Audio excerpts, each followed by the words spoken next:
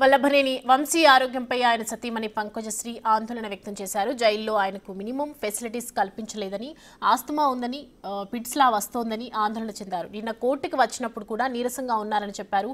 హైట్గా ఉండే మనిషికి 6/4 రూమ్లో ఉంచడం ఏంటని ప్రశ్నించారు. కనీసం కూర్చోటానికి ఒక చైర్ కూడా ఇవ్వటం లేదన్నారు. వంశీని అన్ని రకాలుగా అబ్యూస్ చేయడం సరికాదన్నారు. యూజువల్గానే అట్లా క్లోజ్డ్ రూమ్స్లో అట్లా పెట్టినప్పుడు breathing issues, asthma triggered by cough and then ఇది కూడా వస్తుంది కన్వల్షన్స్, అంటే ఫిట్స్లా వస్తుంది ఫ్యూ సెకండ్స్. ఆ టైంలో హెల్ప్ కావాలి ఆయనకి. సో ఇప్పుడు ఆ 6/4 బ్యారెక్లో పెట్టేసి ఆయన బయటికి రాకుండా పనిష్మెంట్ సెల్ లాగా పెట్టేస్తున్నారు. ఆయన హైట్ తెలుసు కదా మనకి, 6/4లో ఎలా ఉంటారు అంత హైట్ ఉండే మనిషి.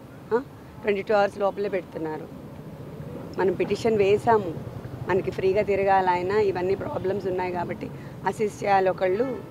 మన వాళ్ళని చాలామంది లోపల ఉన్నారు కదా, ఎవరైనా దగ్గర పెట్టండి, కొంచెం ఫ్రీగా ఉండే రూమ్లో పెట్టండి, మినిమం రిక్వైర్మెంట్స్ ఇవ్వండి మనిషికి కావాల్సినవని అడుగుతున్నాం.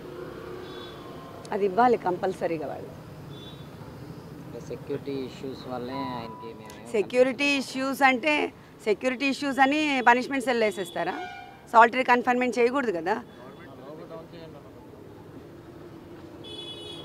సెక్యూరిటీ ఇష్యూస్ అన్నప్పుడు ఇది కూడా పనిష్మెంటే కదండి. సాలిటరీ కన్ఫైన్మెంట్ అంటే పనిష్మెంటే. ఆయన్ని అదేమంటారు, మెంటల్గా లో చేస్తున్నారు, డిప్రెషన్ మోడ్కి తీసుకెళ్ళాలని ట్రై చేస్తున్నారు. మరి ఇంకా ఉన్నారు కదా ఈ కేసులో అరెస్ట్ అయిన వాళ్ళు, మన వాళ్ళు చాలామంది ఉన్నారు. అందరినీ కలిపి ఒక చోట వేయమని మేము అడుగుతున్నాం.